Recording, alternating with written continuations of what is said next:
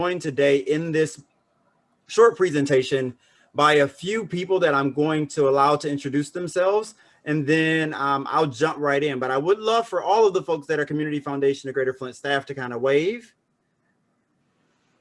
Especially if you don't have a speaking role, definitely wave. I know one person who is a part of our leadership team that will not have a speaking role today, but has done a lot to prepare the PowerPoint presentation, the background materials, and much of the information you've seen has been prepared by our Associate Vice President of Marketing and Communication, Mary Jo Herbig. So Mary Jo, thank you so much for all that you're doing in the space in preparing for this. And then the other person who kind of led or chaired pulling this event together was Jen Farrington, Senior Program Officer. Many of you from the community funds know her and her work, but I'm sure she has some overlap with the others of you. So Jen Farrington has done a lot of work in preparing for this. She's also going to manage the breakout session thingy that we're going to do a little later. So Jen, please wave your hand. Thank you. And now I'm going to throw to Sue Peters, who's going to pass to Brett Hunkins, who's going to pass to Karima Amlani to kind of just do a brief introduction. Great. It is so great to see all of you. It's been so long. This is the part we're missing the most, is our grantees, our committee members. It's really what makes our work so great and fun. And so we miss you all. And we thank you for taking on this endeavor with us. But I was supposed to talk about myself. I forgot. I'm Sue Peters. I'm on the community impact side of things. So on the side of the house where we make the grants and community leadership.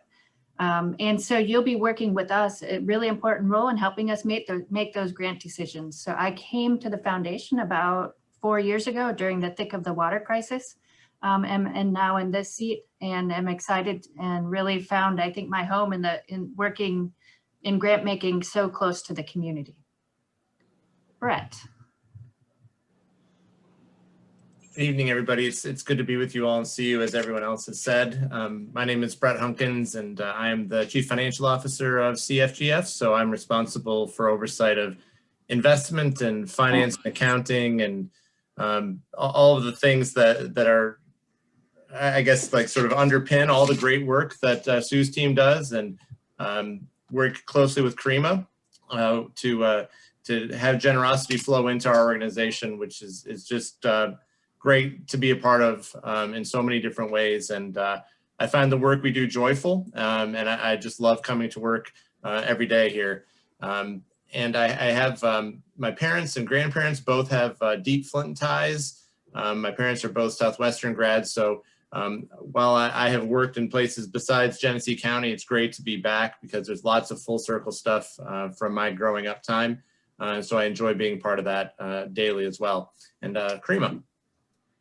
Thank you, Brett. I also enjoy working with you.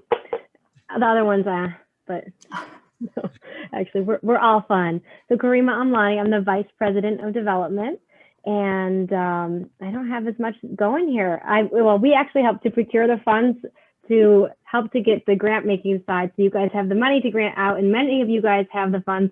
Actually, everybody here should be in some type of advisory committee role to help with the grant making process. So it is our team that works with all of the staff essentially at CFGF to do the development work and the fundraising to make sure that we can all work together and implement and get you guys lots of available spend out to be able to get it back in the community, and goes full circle. So that work happens in the community and then it drives the funds right back in. So thank you all for the work, and we're always here. So I'll be available after should you choose to supplement your personal giving. Just kidding.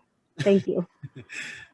Thank you so much. And so if you can start the PowerPoint presentation, many of you may have seen this PowerPoint presentation before. Our board members, and two of which I have on the line here today, Carol Horand and Ron Stack are here. So thank you, Carol and Ron, for joining us. If you can pull up the PowerPoint presentation, Becky, I'll walk through this. I'll try to add something new. That way, at least those of you who have seen this several times will say, oh, I didn't know that, or I forgot that. So we'll see how that plays out. But I'm Isaiah Oliver. I'm president and CEO of the Community Foundation of Greater Flint. I am the 5th president and first CEO at the Community Foundation, following a long line of amazing people, big shoes to fill. Starting with Dr. Arthur Turi back in 1988, moving to Dorothy Reynolds, moving from there to Vic Papali, and then my predecessor and the person who hired me here at the Community Foundation, Kathy Horton, who just left in 2017. I came into this role after serving for 3 years as Vice President of Community Impact. And I wish Patrick was here. I know he's wrestling with some personal COVID related things right now. Prayers to his family. But I followed Patrick, who was Vice President of Community Impact here at the Community Foundation in that role before I was in it. I'm excited about the work that we're doing. We've been in this community for 33 years now, established back in 1988. The first community foundation was actually established in Cleveland, Ohio, 107 years ago. So we build on not only a 33-year history, but actually the infrastructure that was built over 107 years ago, really starting with the first community foundation. Now there are over 900 community foundations all across the country, 1,600 all over the world. There are 52 community foundations in the state of Michigan. We are the 4th largest community foundation in the state of Michigan, following the Community Foundation for Southeast Michigan that covers 7 counties in Southeast Michigan, Kalamazoo Area Community Foundation that is about $500 million in assets, the Grand Rapids Area Community Foundation that sits at about $360 million in assets, and we would be the 4th largest, serving Genesee County's 425,000 residents, with responsibility and relationships that span from Fenton, where I sit right now, to Clio, from Davison all the way across to Flushing, with Grand Blanc and a number of other communities in between. And so we have lots of work to do. And our mission is the Community Foundation of Greater Flint partners and leads by influencing and connecting generosity to Genesee County needs, really serving as the bridge between those who have additional resources of time, talent, and treasure, and those who benefit the most by those interventions that we're able to offer. For good, forever is our moniker, in large part because of our commitment to endowing resources. Right now, we endow more than $250 million in resources spread across a number of funds. I think that's coming up in a future slide, but for everyone. And so for those who have additional resources to give, for those who want to make community better and plant trees that they're never going to sit under, to those who benefit the most, that are marginalized the most, that live in areas with high concentrations of poverty. That is our work. That's what we're excited about. Foundation facts, I'm going to do, it looks like 4 of them. I probably have 100 in my head, but we have over 500 unique funds. And you all, depending on what committee you're coming into, whether it be the Fenton Community Fund or the Turi Fund, or the Flint Women and Girls Fund, you will help to manage many of those funds that make up the Community Foundation. So we're not a single endowment that gives away a significant amount of money every year, more than $10 million a year. And this year we got, say on average, we were doing about $4 to $5 million when I first came into the Community Foundation. Over the last 3 years, if you include water crisis resources, Flint Kids Fund, the number of supporting organizations that we manage, we were doing 10 to 10.5 a year. And Sue's team just broke another record this year. And so when we get those numbers in that we can share, we're excited to share that the Community Foundation is continuing to grow onward and upward in that space. We manage about $250 million in assets from over 31,000 donors. Before the water crisis, or pre-water crisis, we had about 11,000 donors overall. During the water crisis from 16 into 19, we amassed about 21,000 additional donors from all 50 states, 15 different countries around the world, all branches of military, really supporting the work that was happening right here to support our anchor city of just under 100,000 people here in Flint, Michigan. We've made cumulative grants of over $140 million in total, which means that when we call people, and we'll talk a little bit about community leadership later, but beyond just grant making, we have a full leadership toolbox that we're able to pull on in order to effectuate change in this community. You can go to the next slide, Becky. When we do our work in 3 different phases. When I first joined the Community Foundation, we talked about the 3 different legs of the stool.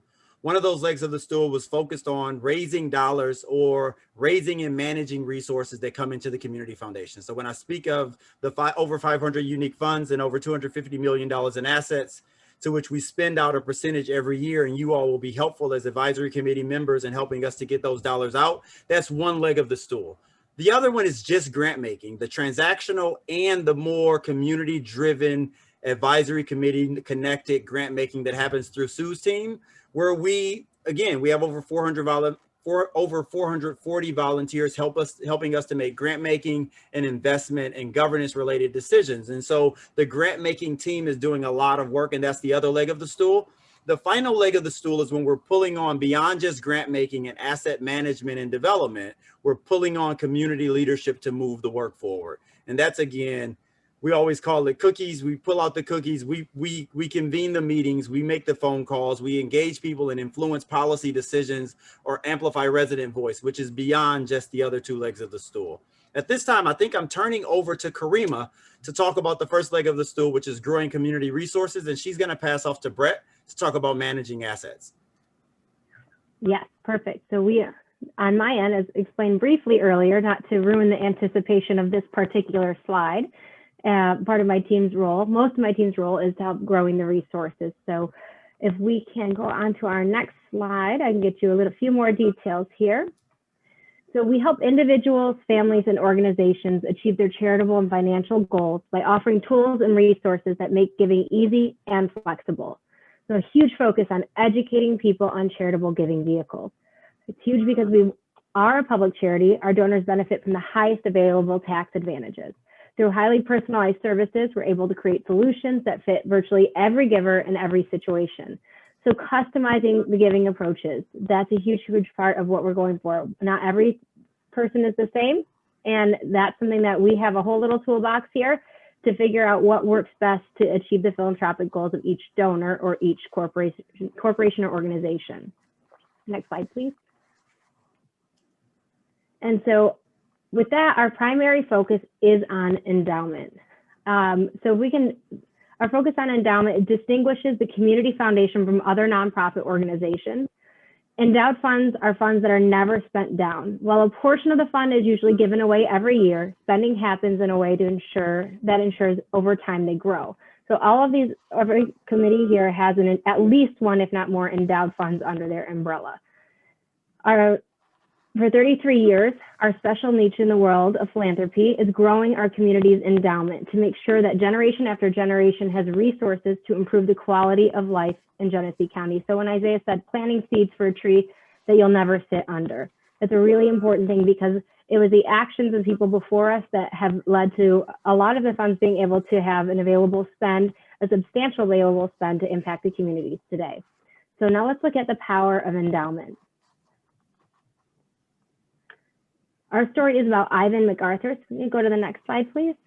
Thank you. I wanted to share a story about Mr. MacArthur and his gift to the Community Foundation because it's such a wonderful example of the power of endowment. First, a little background on Ivan MacArthur. Mac, as he was known, and his wife Dorothy had broad charitable interests. They were active participants and supporters of the development of the Flint Cultural Center. He was a prominent real estate developer, and he left a bequest of $750,000 in 1992 to the CFGF to benefit the Flint Institute of Music. Now this chart is so up to date, it's amazing. It shows the growth over time of Mr. MacArthur's initial gift when endowed or invested with the Community Foundation. As you can see, his gift has grown from $750,000 to $1.3 million. Today, his gift provides over $54,000 in annual grants to the Flint Institute of Music. His initial gift amount has been given away, and will continue to be given away over and over again into the future. So his gift of $750,000 could have been spent in 1992 and would have had a substantial impact on the community. But compare that impact to the benefit of the community that the community continues to realize through the endowment of Mr. MacArthur's gift. So it's great to think that in another 40 years, this story will still be relevant. It's not just a moment in history for Ivan MacArthur and his community, it's a growing legacy. Now, Brett will explain a little more about the role of our investments because believe me, you don't want me to. I kind of get it, in developing the Community Foundation's assets. Thanks, Karima. And I think this is the thing that is most unique, as has been said about the work we do. But it's also one that if you haven't run across endowment in other settings like university settings or hospitals who also use endowment, it is a difficult concept at first to grab hold of, not in terms of the X's and O's of it, but just kind of keeping track of the purpose of those growing dollars that Karima outlined a second ago. Their purpose is not just to create the funding for this year, but also to create a growing level of funding forever and ever. And so when we think about our investments, the longest term that many of us think about is like a 401k or retirement concept, but in the scheme of forever, that length of time is still pretty small. And so our role on a year-to-year basis, Becky, if you could back up one slide, what we do mechanically is try to ensure that the dollars that we have available each year are invested in such a way that enables us to maintain and grow the level of spending year over year over year. So in short version, what we do with our investments is achieve earning power that allows us to make grants and cover some small fees, but then also keep up with inflation so that the power of the dollars that are distributed is retained over time. And so this is a complicated thing. It's something that we do not do in-house. We have an investment consultant, so to the next slide. And the investment consultant is coordinated through the work of our investment committee. So I have the good fortune of getting to work with an investment committee that is made up both of CFGF board members as well as people who have outside experience in investments who are not part of the board but supplement the work that the board members do on the committee. And they work in conjunction with our investment consultants to invest the assets of the pools that were identified in the previous slide in ways that achieve both the growth that's been described as well as the preservation of capital forever and ever. And so it's a really super interesting process. Lots of different pieces go into it, and it's something that for this purpose today, it's just we wanted to provide an overview, but I also want to provide an invitation if anybody is interested in how this actually works or how is this different than investments in other settings. I encourage you to reach out if you have any questions. I would love to talk with anybody about this in much greater detail. We also have parallel audit and finance committees that I get to work with. And those two committees work in conjunction with the investment committee. Isaiah introduced Ron Stack earlier. Ron sits on our finance committee. So grateful for his service for that. And so he's gotten a glimpse this year of kind of how these different pieces intersect. I think the one thing that's super important to me as I sit in this seat is making sure that folks understand the connection between what's happening in the investments and what happens in what goes into the community, and how our investments are used in ways that further the mission that Isaiah described a second ago. And one quick reference I want to make here is that our work with our investment consultant not only is about the performance of the portfolio, but also its composition. And we have been expanding the amount of our assets that are held and managed by diverse managers. And so we are looking at our portfolio is just over 20% managed by diverse managers. And that's a way that our investment consultant helps us do the work that isn't just about the dollars and cents, but also about the way we do our investments and how we align the investments we make with the overall mission we're trying to achieve here. And so with that, I will pass to Sue, who will describe what happens with the dollars once they are earned.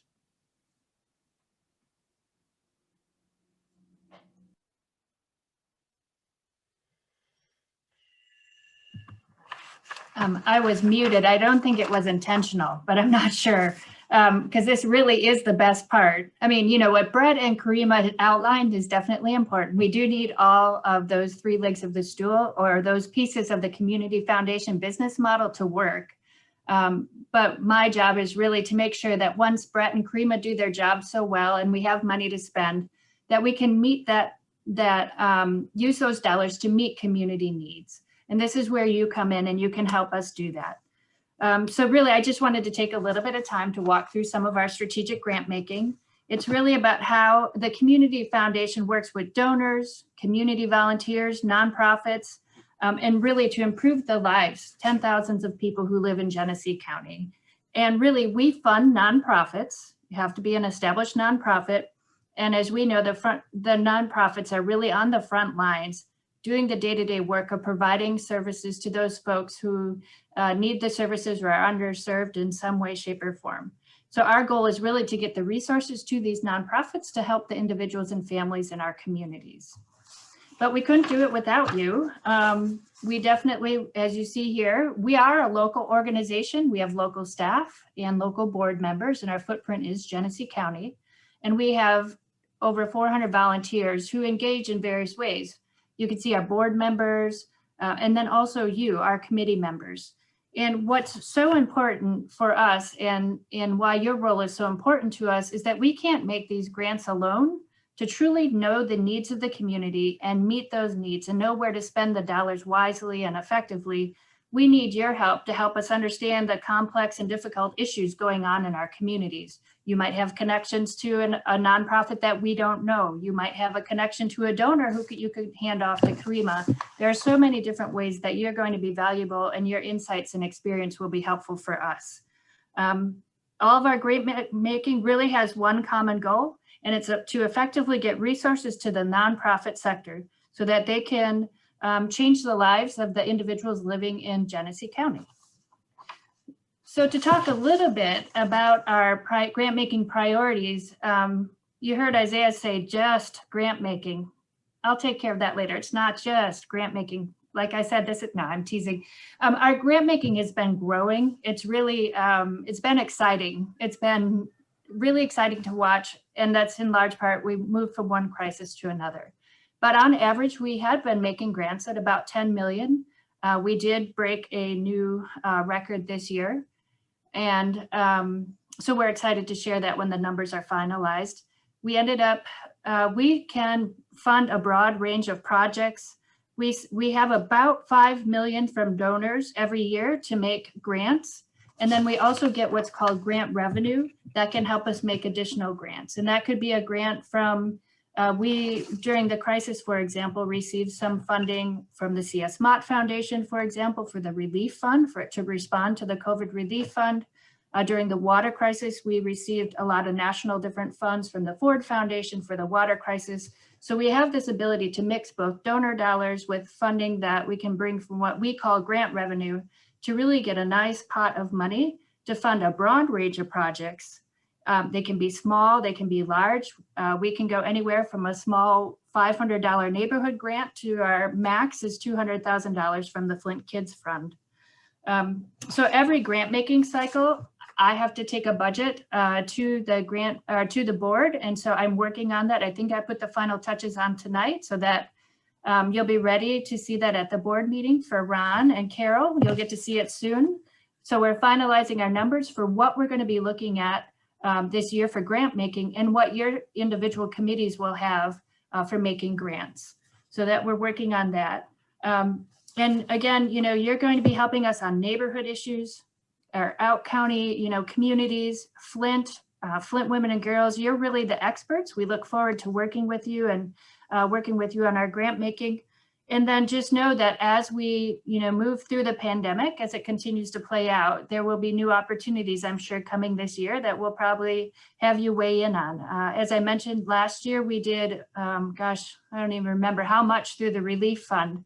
But the beauty of what we can do is we can mobilize pretty quickly to make grants around any kind of need, but we may weigh in, have you weigh in on your expertise on those situations as they arise as well. So we look forward to our, we did just complete a strategic planning and we'll be focusing on water, continuing to play a role in the water crisis, working on the education system, K through 12, working in our neighborhoods and our community funds, making sure that we're taking all of our tools in order to be not only a grant maker, but a community leader, which Isaiah is going to talk about a little bit more. And then we're really doubling down on equity. So those are our strategic areas, but because of donors, we have a broad range of projects we can support. And again, look forward to having you help us make those grants. And then Sue, I'll actually invite you to kind of join me in this conversation around Sure. community leadership, because there are clear overlaps between our grant making and our community leadership work. Oftentimes in the community foundation field, we talk about community foundations wrestling with these tensions, these two tensions, right? This responsibility for reporting to and supporting high net worth individuals in our community, while also wrestling with the need to understand and be relative or be proximate with those who are marginalized the most. And that space in between can seem like a conflict if you're not thoughtful about, for us, 33 years of experience in this community and tons of social capital. And so growing up, I used to play this game. I'm trying to take a look to see who might have played this game as well before I start. Sonic the Hedgehog. Anybody play Sonic the Hedgehog like growing up? Not a whole lot of hands. Thank you, Dr. Young. I was about to be salty. Okay, so I used to play this game called Sonic. And if you all know the game of Sonic the Hedgehog, it's much like Mario Brothers. Like you go through the game collecting rings. And then the more rings you collect, the more spikes you can run into. The more bridges you can maybe fall off of, the more walls you can bump into, but you don't die. So you continue to live to go on to the next level and conquer to the next level and then ultimately complete the game. So we're in that same game in the Community Foundation for the last 33 years, or if we're thinking about community foundations across the country for the last 107 years, they've been running around community collecting social capital coins or rings. And that means that when they call people, they answer. When they convene meetings, people come to them. When they push for policy agendas, people at least listen to them. They have the ability to lobby in spaces. They have the ability to influence or wield power or authority in spaces that makes them bigger than just a grant maker or bigger than just a group that's going out raising money, but an organization that can essentially move or shift things to ensure inequities are made right, to ensure that disparities are changed. And so we're looking to dig deep into our toolbox and beyond just grant making, beyond just the management of assets, beyond just raising dollars. We want to make sure that we're wielding appropriately all of the influence the Community Foundation has garnered over the last few years. We've, again, granted over $140 million out in this community. We continue to raise dollars in this community. We've been around as we've navigated the GM crisis, the water crisis, the health pandemic, the political polarization that's happening right now, the global reckoning on race, and whatever the new future of this economic crisis that we're running through, the Community Foundation has been a consistent force throughout that, and we've been building social capital throughout that. And so we want to make sure that we're appropriately spending those, because we're not going to die when we run into certain spikes. When we start pushing against systems that are inequitable, we're not going to die. We're not going to fall off. We're going to be much like Sonic, and we're going to continue to push to change the game and to really change the way we ensure people get the resources that they need to live and work and succeed in this community in Genesee County. And so I kind of didn't go through any of the words that are on this slide deck because I unfortunately know it too well. But really, this is the purpose of our work. We want to be more visible. We want to partner appropriately, and we want to be community catalysts for positive change, much of what I just shared. You can probably skip through all of those slides because I've pretty much done them, transforming systems, empowering others. But ultimately, one of our charges is making sure that we continue to develop leaders. The reality is that a community foundation is only a good community foundation if it understands that we are stronger when all 440 of us are bringing our best to the table to make sure our community is better. And so if you replace an Isaiah, if you replace a Jen, if you replace a Mary Jo, and you replace an Angela and an Amari Young, that our community is going to continue to backfill amazing people that allow the Community Foundation and these growing endowments or assets to live on and to continue to lean into making our community a better place. And so we're going to continue to develop our staff and develop our board and continue to develop our volunteers and our trustees to do the best things for community. Two simple thoughts that we like to close out on. One is focused on charity.